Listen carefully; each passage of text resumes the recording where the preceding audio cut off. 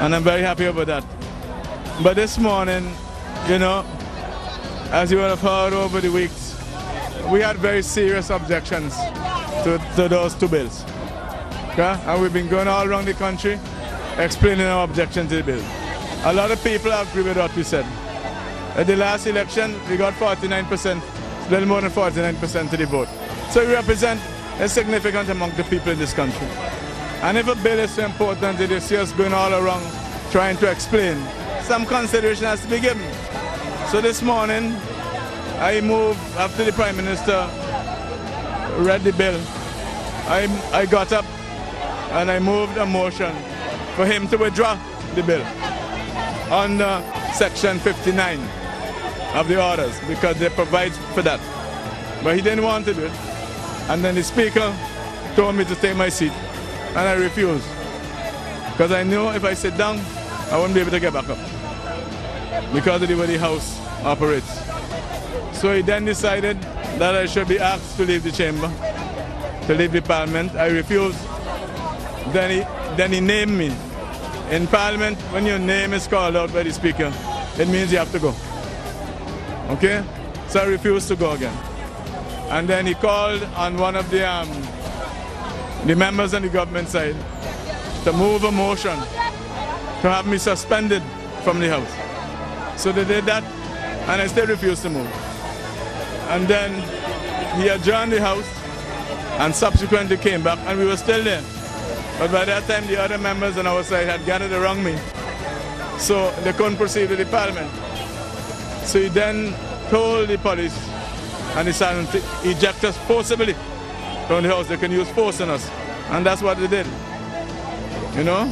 But you see, the very point we're trying to make about these bills, you have to have democracy in our country. If you don't have democracy in our country, the government will be able to do whatever it does, whenever it wants, whether you like it or not.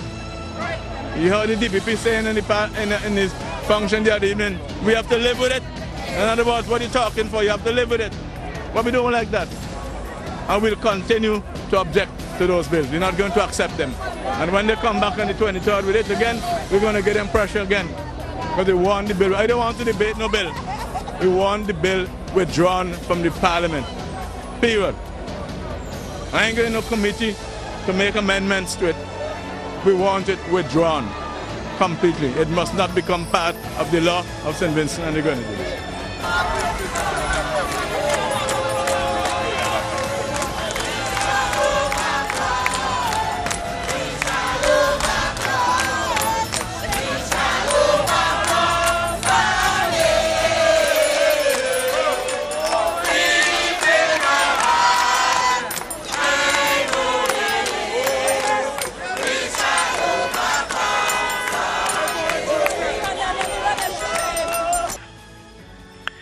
Conduct of the opposition NDP parliamentarians today, including the leader of the opposition,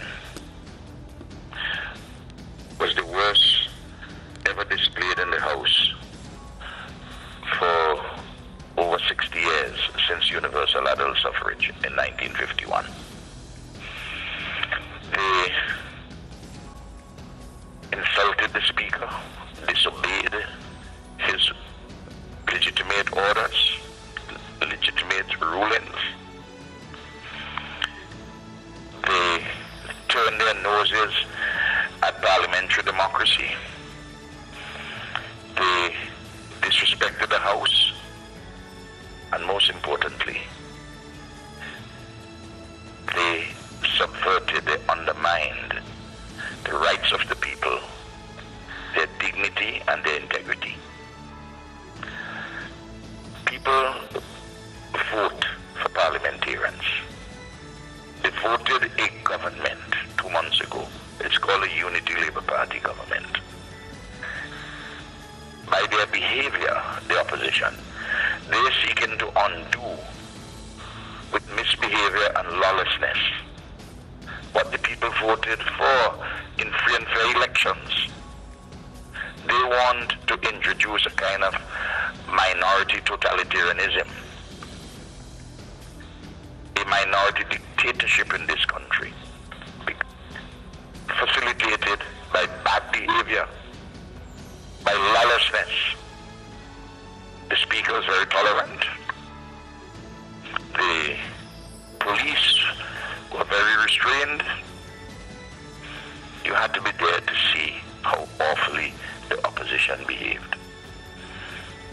And when they were removed from the house because they didn't want to leave, because they were doing everything, became primed, as you would see on the block de Ramage, to create mayhem, disorder. And when they were removed, the house continued its business. After you were leaving outside Parliament, did you feel as if your life was in any way threatened? Not at all. I went through the main gate, which is where I normally leave or enter. And I was taken to my office in G7, which is the vehicle I always move in. I waved to people on the streets. Some waved back to me. Some looked as though they were hostile. I didn't feel in any way threatened. I personally. Nicole Sylvester gave a statement outside Parliament today saying that members of government who had cases brought against them should not have been allowed in the House and should not have been allowed to participate in the passage of the bill. How do you feel about that statement? That is just simply nonsense. Nicole Sylvester is forgetting her law and is just being a politician. You see what happened is this, all of those people, Nicole Sylvester came back as the whole retinue with the NDP. They were anxious for office. They lost the elections and now they want to undo the results by undemocratic behavior, by lawlessness, and they want to use these jaundiced opinions. That's complete rubbish. Utter nonsense.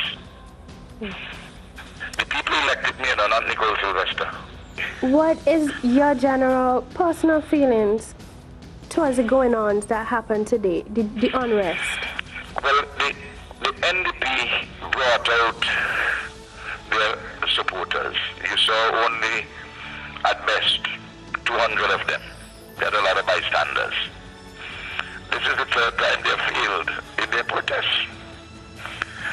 So since they don't have the numbers, they have to make up for it with bad behavior. And breaking the laws, breaking the regulations in the house, have misbehavior in the house, and also on the streets. The conditions which the police commissioner gave for the meeting, for the protest, those conditions were not followed. And this business of the NDP activists taking on the police, one of them broke the window, the glass for one of the police vehicles. The indecent language they've been using about the place, these hoax calls they've been making to several business places to say that there's a bomb to close down the people's businesses so that the workers can come out on the streets. I mean, it's just, it just shows the extent of how these people are desperate. They're desperate and lawless. There was a demonstration on December the 13th. That demonstration was one in which people went into the polling booth and voted for a ULP government. Majority of seats, majority of votes. We continue to do all our work. We have our legislative agenda. We did our budget. We did the work for the poor people with the increase in their public assistance. We have a lot of concessions for the business community. We are going forward with the laptop policy. I'm working on British American and LIADS. We've signed on to the Economic Union for the OECS. Lots of initiatives. Work is being done. We're doing the post-Thomas reconstruction and rehabilitation. The houses, we're paying the income support for the farmers, and so on and so forth. Meanwhile, the NDP, all interested in power. That's all, power. The events of today is a sad day for democracy in St. Vincent. Individuals came out to protest, as is their right to protest in a peaceful manner, and everything was done to hamper that process. From the start at highway trading, there were vehicles stopped and protesters weren't allowed to come into town. At Gibson Corner, the same setup was done. So therefore you could not have a reflection, a true reflection of the level of protest against these bills. Now the human rights, we have done a petition because we believe that individuals who have been charged, who are members of the House, ought not to participate in the passage of that bill because they have an interest in it, one. And two, if you are charged with an offense, why are you now taking steps to have it abolished? And I must say that I had to go to the police station where I saw colleague Bayless Frederick lying on the ground. He alleges that he was beaten by the police because his daughter was thrown down the steps from the house, physically thrown down the steps. And he wanted to see that she was okay. He was restrained from going. He insisted that that is his right. He was arrested. He was on the ground.